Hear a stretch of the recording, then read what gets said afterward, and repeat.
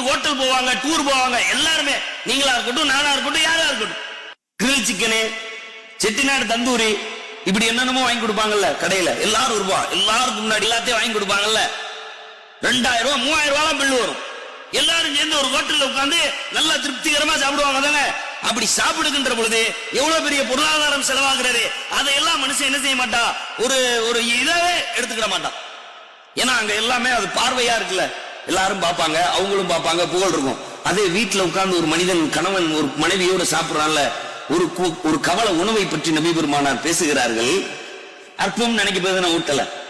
3000 ரூபாய்க்கு ஹோட்டல் கூட்டு போய் கிரில் சிக்கன் வாங்கி கொடுத்தோம்ல, மனைவி கல்யாணம் முடிச்சு பாத்திரம் கழுவி துணியில வச்சு நமக்கு உண்டான எல்லா தேவைகளையும் பார்த்து கொடுத்து நம்ம பிள்ளைய 10 மாத காலம் சுமந்து அவளுடைய வாயில ஒரு கவல உணவை நீ ஊற்றது இருக்குதே, தர்மத்துக்கு சமம் தாங்கிற சொல்ல.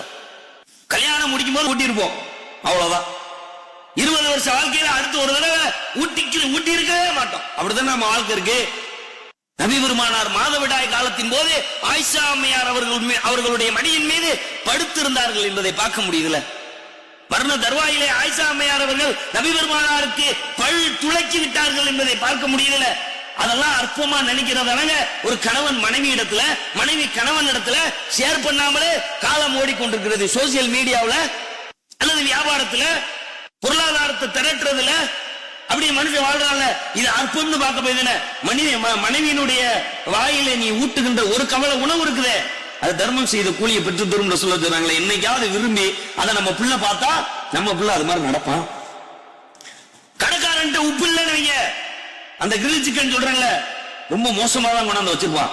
பெரிய ஹோட்டலா இருக்கும், சவேரா மாதிரி பெரிய ஹோட்டலா இருக்கும், எல்லாரும் இருப்பாங்க. அவனை வையவும் முடியாது, செய்ய முடியாதுல. அந்த ஓனர் என்னைக்கா திட்டி இருப்பான், நல்லா இல்லாத பொருளா வந்து வச்சிருப்பான். மரியாதையை போய் அவன்கிட்ட சொல்லுவோம், சார் உப்பு இல்லாத மாதிரி இருக்கு, கொஞ்சம் மிஸ்டேக்கா இருக்கு, சரி சார் நான் பில்ல வாங்கிறேன் சாப்பிடுமா. அவன்கிட்ட அறுத்தவே மாட்டான், கத்தவே மாட்டான். மனைவிக்கு உப்பு இல்லை நீங்க தட்டை எதுக்கு எரிஞ்சிருவான்.